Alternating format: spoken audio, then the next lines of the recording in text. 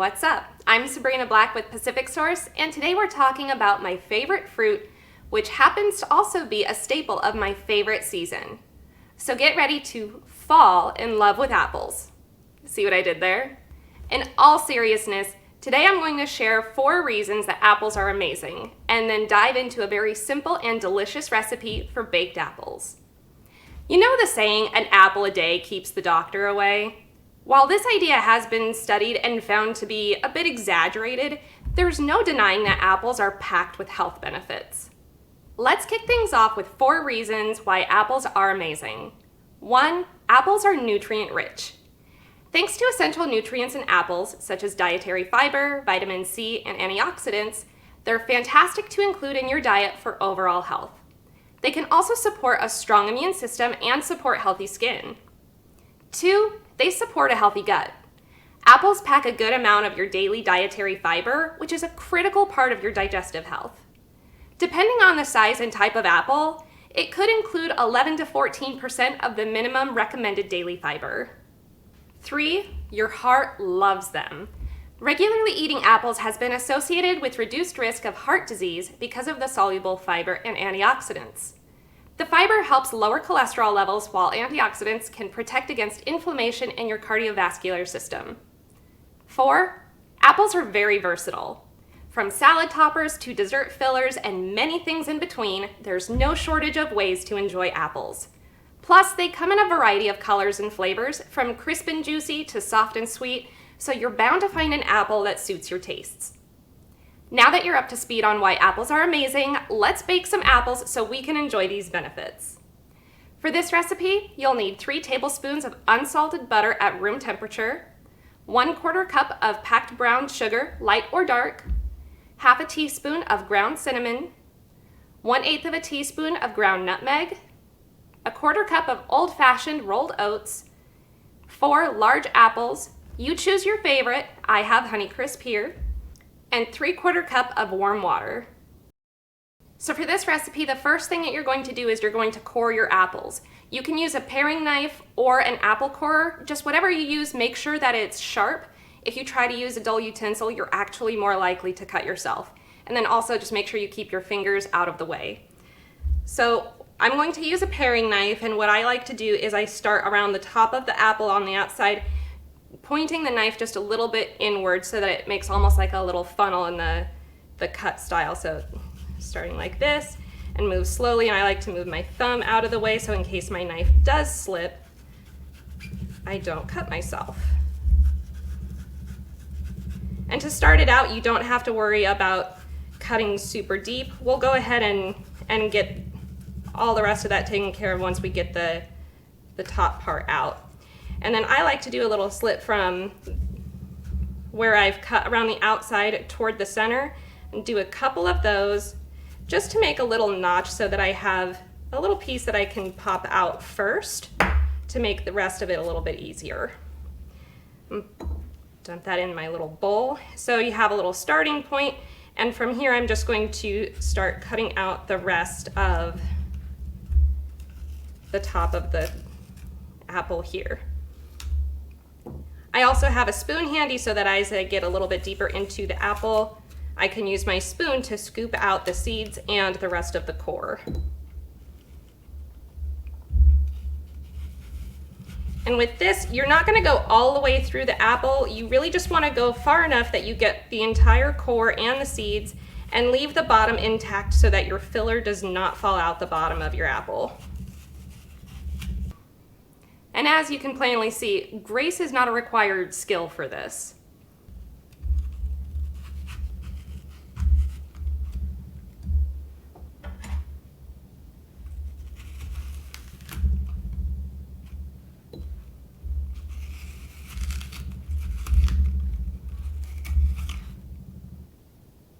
All right, so I've got that nice and hollowed out for the first one. I'm going to just set it aside in the baking dish for now, and I'm going to core the last 3 apples.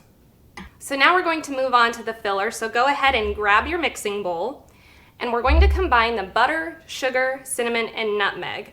So let's go ahead and dump all of those in now. So we've got our butter at room temperature, If you want it a little bit softer, you can even pop it in the microwave for 5 to 10 seconds just to soften it up. It makes it a lot easier to mix everything together. My brown sugar. Okay, so next we're going to add our cinnamon and nutmeg.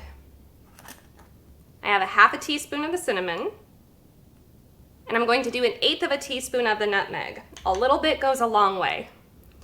So now there's a few different ways that you can mix this. I have a whisk that I am going to use, but I also have a fork that I'm going to use to kind of mash that butter first.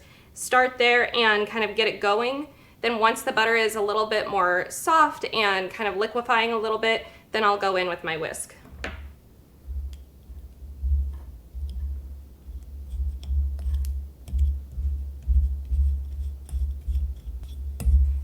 Anytime you're baking anything, it's a really good idea to have a spatula handy, because the fork just isn't cutting it at this point. It's just kind of sticking. You might be tempted to use a hand mixer with this. I don't really recommend it. It just kind of makes sugar go flying. But as you can see, this is a little bit crumbly, and so what I'm going to do is I'm going to pop it in the microwave for just 5 to 10 seconds to soften it up, and then that way we'll get a nice liquidy mixture for this. All right, I've gone ahead and warmed that up just a little bit, and so now I'm going to go ahead and finish mixing this all together. You might have noticed I got the whisk out and I have the fork. I'm a little indecisive about what I like to use when I mix things up. It doesn't really matter as long as it gets mixed. And don't forget to scrape the sides. You miss a lot of the good stuff if you forget to scrape the side of the bowl. Once you have that well mixed, you can go ahead and add your oats.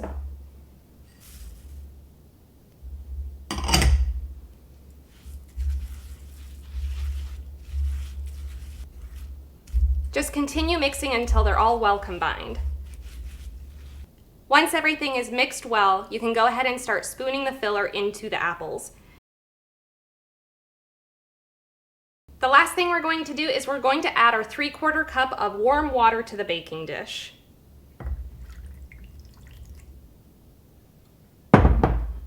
What this does is it helps prevent the apples from drying out or burning, and it helps steam them a little bit in the process. Now you're going to pop them in the oven and cook them for 40 to 45 minutes. You'll do a little bit less time if you want the apples to be a little bit crunchy, and you'll do a little bit longer time if you want them to be a little softer. And now for my favorite part. This is one of the reasons why I love to do this. I get to do the taste test.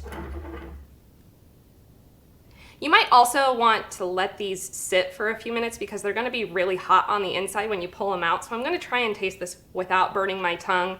We'll see how that goes. Yum.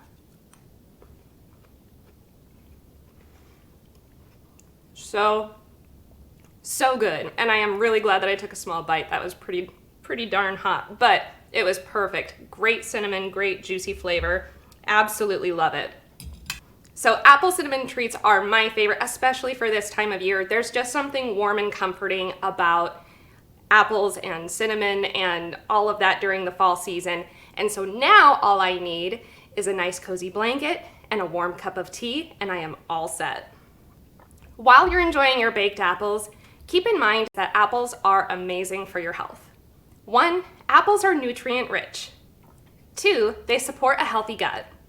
3, your heart loves them.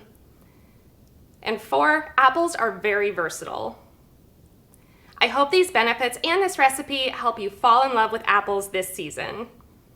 Thanks for watching. Please like and subscribe for more. On behalf of PacificSource, thanks so much for joining me in the kitchen today, and be well.